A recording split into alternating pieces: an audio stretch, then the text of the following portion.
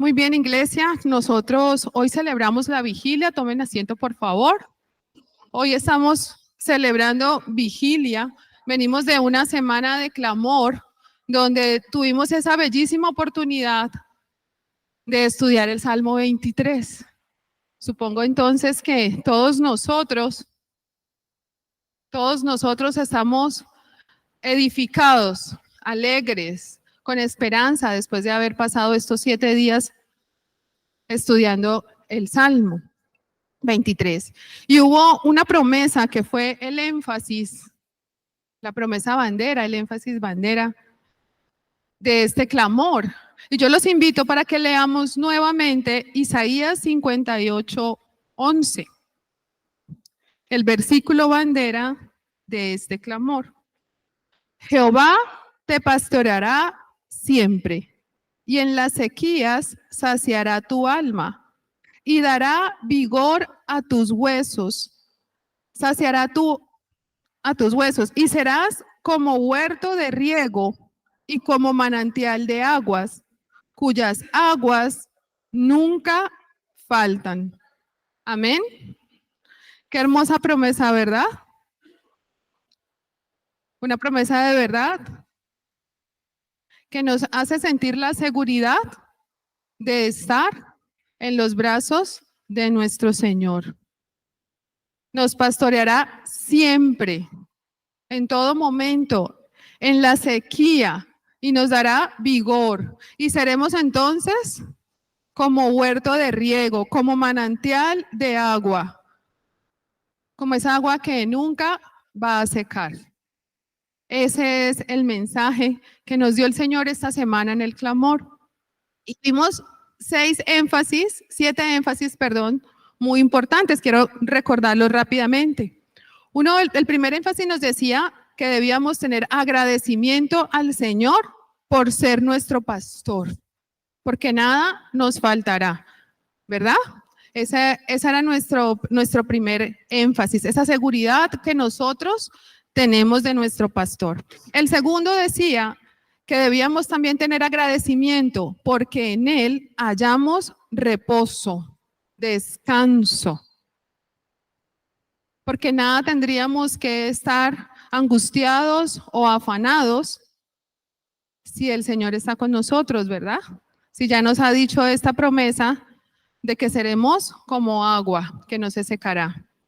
Ahora bien, el tercero decía que estábamos clamando para restaurar nuestra comunión con el Señor Jesús, ¿verdad? Estábamos clamando por la restauración en la comunión con nuestro Señor Jesús. Y para poder llegar a esa restauración y experimentarla, nos hablaba que necesitábamos tener un corazón humilde y arrepentido.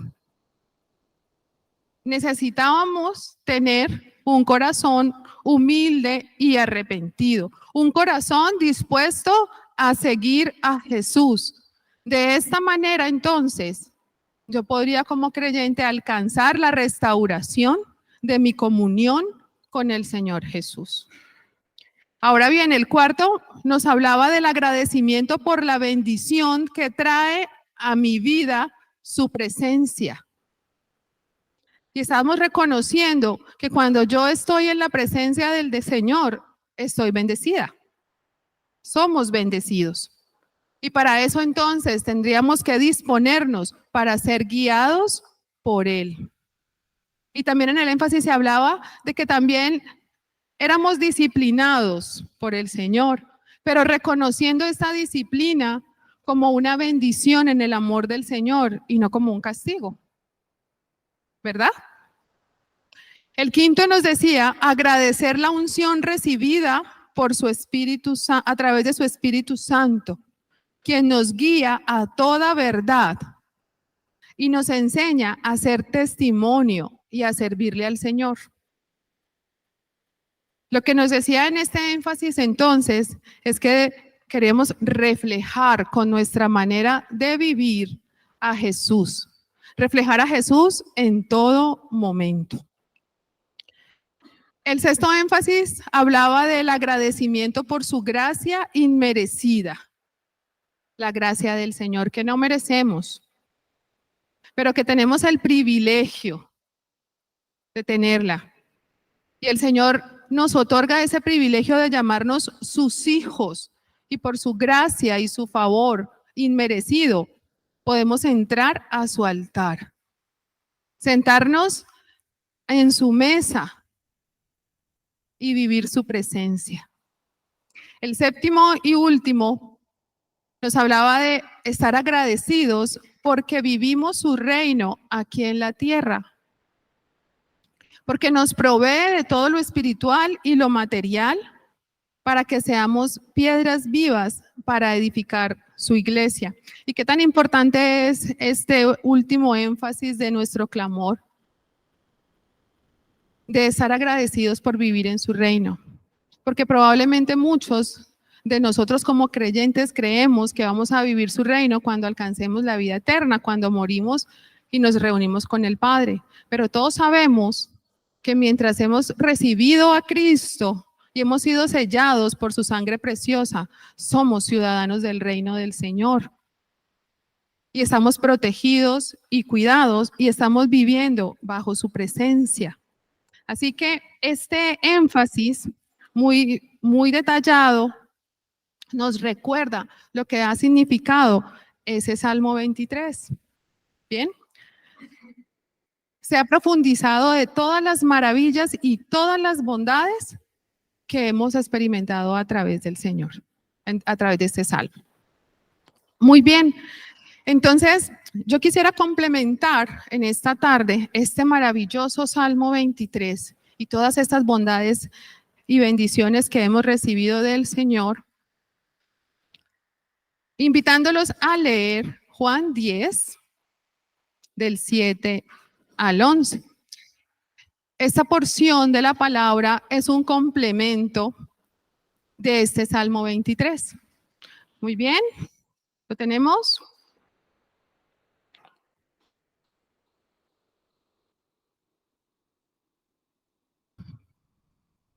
Dice la palabra del Señor. Versículo 7.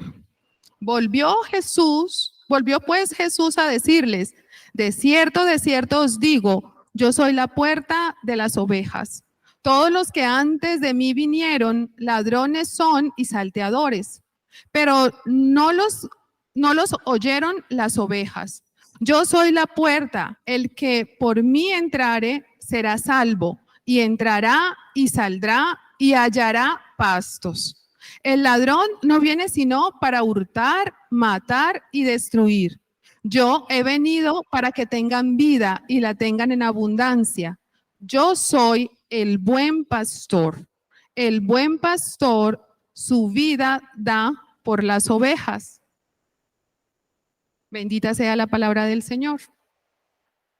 Este es un llamado de Jesús muy importante, y ese llamado es a que lo reconozcamos como el buen pastor, como ese pastor que da su vida por sus ovejas.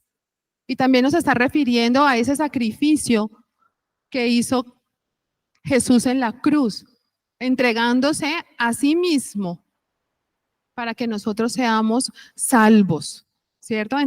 Viviendo la carga de nuestro pecado, de todo el mundo, para poder ser salvos. Jesús es Dios mismo, y siendo Dios, Jesús toma toda su naturaleza y su carácter para volverse uno solo. Y esa primera invitación, hermanos, es a que veamos que Jesús es Dios, que Jesús es nuestro pastor. Jesús es todo lo que necesitamos, es el único proveedor de nuestra salvación. No vamos a ser salvos de ninguna otra manera, sino a través del sacrificio que hizo Jesús por nosotros. Y este debe ser nuestro único y verdadero fundamento como creyentes. De que Jesús es el buen pastor. Si nosotros vivimos una vida cristiana bajo este fundamento, vamos entonces a experimentar ese reino de Dios aquí en la tierra en toda su plenitud. Jesús es Dios, el buen pastor.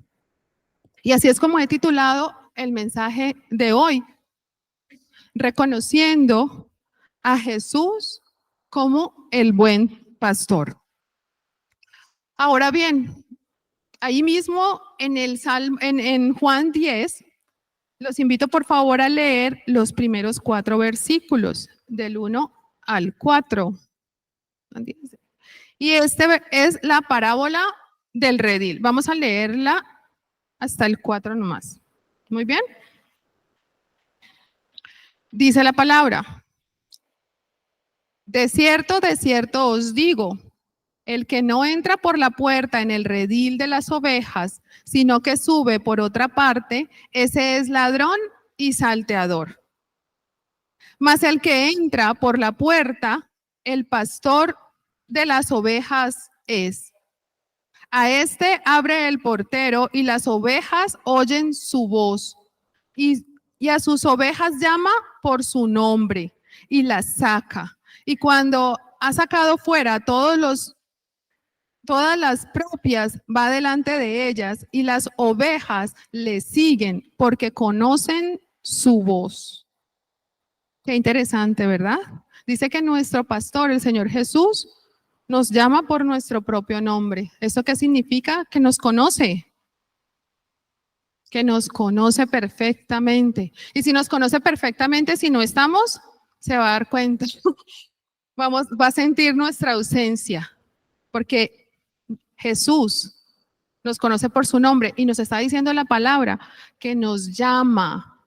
Y si somos ovejas, escuchamos su voz y lo seguimos. Muy bien, pero Jesús no solo es un buen pastor, también es mi pastor. Mi pastor. Y hay una diferencia en que Jesús sea el buen pastor y en que sea mi pastor, ¿verdad? Porque Jesús puede ser el buen pastor de mi hermano, pero no el mío. Pero lo que nos está diciendo la palabra es que Jesús es mi pastor, con esa propiedad y con esa seguridad. Así que los invito a que leamos el Salmo 23. Veamos en este Salmo cómo nos enseña y nos muestra que Cristo es el único capaz de satisfacer todo lo que necesitamos. Salmo 23.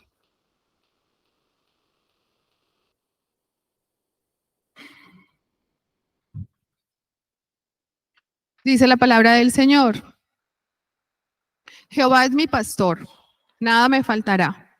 En lugares de delicados pastos me hará descansar. Junto a aguas de reposo me pastoreará. Confortará mi alma. Me guiará por sendas de justicia por amor de su nombre. Y aunque ande en valle de sombra de muerte, no temeré mal alguno, porque tú estarás conmigo. Tu vara y tu cayado me infundirán aliento. Aderezas mesa delante de mí en presencia de mis angustiadores. Unges mi cabeza con aceite, mi copa está rebosando. Ciertamente el bien y la misericordia me seguirán todos los días de mi vida, y en la casa de Jehová moraré por largos días. Amén. Este salmo inicia con una afirmación. ¿Cuál es esa afirmación? Jehová es mi pastor. Y Jehová significa yo soy el que soy. Yo soy. Jehová es mi pastor, yo soy. Pero nosotros, los cristianos en el Nuevo Testamento, comprendimos que Jehová es Jesús. ¿Verdad? Entonces, Jesús es nuestra promesa ya cumplida. Es nuestro pastor. Y por tanto nosotros hoy podemos volver a leer este primer versículo del Salmo 23 y decir, Jesús es mi pastor y nada me faltará. Jesús es mi pastor y nada me faltará. Muy bien. Aquí encontramos una afirmación y esa afirmación es la invitación de este mensaje. Reafirmar que Jesús es mi pastor, es el buen pastor y que es mío y que quiere bendecirme a mí. Por la naturaleza de su carácter, nuestro Señor Jesús desea bendecirnos y tiene preparado para nosotros esa bendición. Leamos el versículo 2 y 3. El versículo 2 y 3 nos dice que Jesús desea conducirnos por lugares de delicados pastos para que encontremos descanso, para que encontremos reposo. Que Jesús desea llevarnos junto a aguas de reposo, pastorearnos, confortar nuestra alma y guiarnos por senda de justicia por amor de su nombre. Esa es la bendición que el Señor tiene preparados para nosotros. Entonces, si Jesús nos pastorea y si Jesús es mi pastor, y yo vivo esta promesa de bendición, entonces nada me faltará. Nada me faltará. Pero, ¿qué necesitamos hacer nosotros para que nada nos falte? Ya tenemos a Jesús como nuestro pastor, ¿cierto? Ya lo hemos reconocido y hemos discernido que es el buen pastor y que además es mi pastor. Y dice que nada nos faltará. Pero ¿qué tenemos que hacer nosotros para que eso realmente se cumpla en nuestras vidas? Reconocernos a nosotros mismos como ovejas del rebaño de Jesús. Un pastor no puede pastorear sin ovejas, así que nosotros debemos empezar reconociéndonos como las ovejas. Y cuando yo me reconozco como su oveja, entonces yo lo sigo confiada.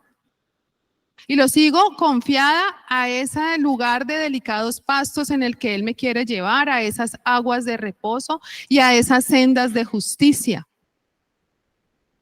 Yo voluntariamente lo sigo. Jesús es mi pastor, es el buen pastor y me ha llamado, me ha elegido a mí, a ti, a cada creyente. Nos ha elegido como sus ovejas, como ovejas de su rebaño, para brindarnos todo lo que necesitamos. Pero ¿qué pasa conmigo cuando yo no lo sigo? Cuando vivo el síndrome de la cabra y no quiero ser oveja, sino cabra. ¿Qué pasa? Cuando yo en este síndrome decido ser mi propio pastor, guiarme yo sola, tomar mis propias decisiones, dirigirme a mí misma. El versículo 4, los invito a leer el versículo 4, nos dice: aunque ande en valle de sombra de muerte, no temeré mal alguno, porque tú estarás conmigo. Tu vara y tu cayado me infundirán aliento. Yo quisiera que nos detengamos en esta primera parte. Aunque ande en valle de sombra de muerte. Valle de sombra de muerte. Tal vez nosotros como creyentes creamos que el valle de sombra y de muerte sea una crisis económica que estamos viviendo, tal vez la pérdida del trabajo, una enfermedad muy grave que estamos enfrentando. Tal vez pensamos que nuestro valle de sombra de muerte sea la pérdida de un ser amado. Tal vez un hijo que se nos ha descarriado, un familiar que no quiere llegar a los pies del Señor. Cualquiera que sea el problema que nosotros estemos enfrentando y que nos quita la paz y nos llena de angustia. Tal vez nosotros como creyentes pensemos que ese es el valle de sombra de muerte. Pero lo que realmente nos está mostrando la Escritura es que el valle de sombra de muerte es la oscuridad que vivo cuando me captura el pecado. Y como consecuencia, yo recibo y encuentro la muerte espiritual. La sombra es oscuridad y la muerte es no tener vida. Ese valle de sombra de muerte entonces es la muerte espiritual, que no tiene nada que ver con lo material. Entonces, ¿en qué momento yo caigo en esa muerte espiritual? En el momento en que no reconozco a Jesús como mi buen pastor. Cuando no reconozco a Jesús como el mismo Dios y cuando no vivo como oveja de su rebaño. Y pensaba cuando estudiaba este salmo, que además probablemente no lo sabemos de memoria porque es muy conocido, es muy popular, pero pensaba si como creyentes nosotros cuando recitamos este salmo, pensamos en Jesús o pensamos en Jehová, el mismo Dios. Yo pensaba probablemente en Jehová, en Dios, y claramente es el mismo Dios, ¿no? Pero tal vez no hacía ese énfasis de Jesús como mi Salvador, como el que abrió la puerta de su rebaño y me dio a mí el privilegio por gracia de entrar a su rebaño a través de ese sacrificio que hizo en la cruz. Y quiero invitarlos a que leamos el Salmo 22, algunos versículos del Salmo 22, porque el Salmo 22 nos trae un relato de ese valle de sombra y de muerte espiritual que experimentamos por el pecado. Y este relato del Salmo 22 lo experimenta Jesús en la cruz, cuando cargó todo el pecado del mundo para reconciliarnos con Dios y salvarnos. El Salmo 22 nos está relatando ese sufrimiento. Y vamos al versículo del 1 al 3. Dice la palabra del Señor. Dios mío, ¿por qué me has desamparado? ¿Por qué estás tan lejos de mi salvación y de las palabras de mi clamor? Dios mío, clamo de día y no respondes, y de noche no hay para mí reposo. Pero tú eres santo, tú que habitas entre las alabanzas de Israel. Y saltemos al 11 y vamos a leerlo hasta el 14. Del 11 al 14 dice, no te alejes de mí, porque la angustia está cerca, porque no hay quien me ayude. Me han rodeado muchos toros, fuertes toros de Basán me han cercado. Abrieron sobre mí su boca como león rapaz y rugiente. He sido derramado como aguas y todos mis huesos se descoyunturaron. Mi corazón fue como cera derritiéndose en medio de mis entrañas. Tremendo, tremendo este relato. Tremendo ese relato. Y este es el significado de estar en el valle de sombra de muerte. Eso es lo que sentimos nosotros como humanos cuando estamos experimentando la vida en el pecado, porque Dios no está en el pecado, Dios no habita si nosotros estamos en el pecado. Esa oscuridad de ese valle es la soledad, la angustia, la incertidumbre, el sentirnos sin salida. Dice, y no hay quien me ayude. Ese es el sentir de una persona que está experimentando ese valle de sombra de muertes por el pecado. Y recordaba al hijo pródigo. ¿Recuerdan todos al hijo pródigo? ¿Qué le pasaba al hijo pródigo? Vivía como una oveja, lo tenía todo. Tenía un papá que lo amaba, lo cuidaba, le daba la provisión, lo protegía, estaba en un hogar con techo, con todo. no le faltaba nada.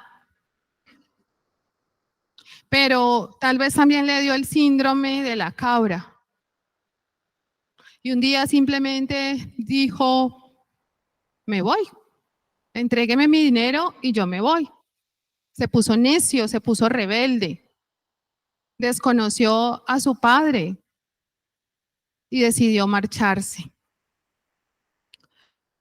Ese orgullo del hijo pródigo lo hizo que no valorara lo que tenía y querer irse.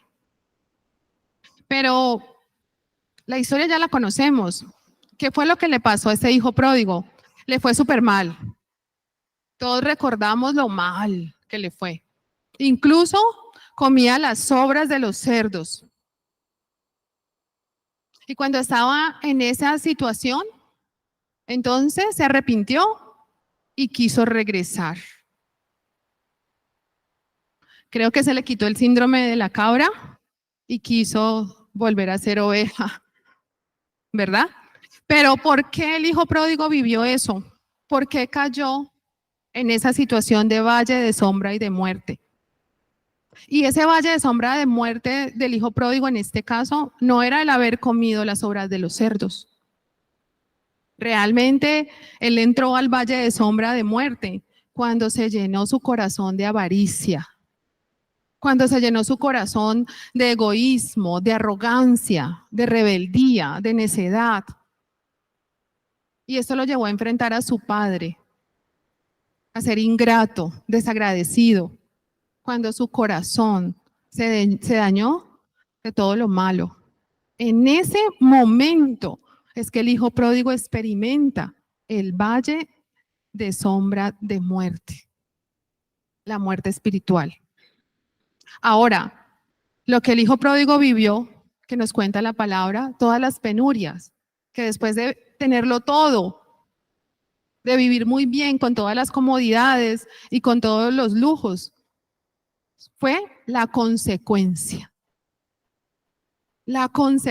de que su corazón se haya llenado de esa maldad. No era el valle de sombra de muerte, fue la consecuencia de esa muerte espiritual.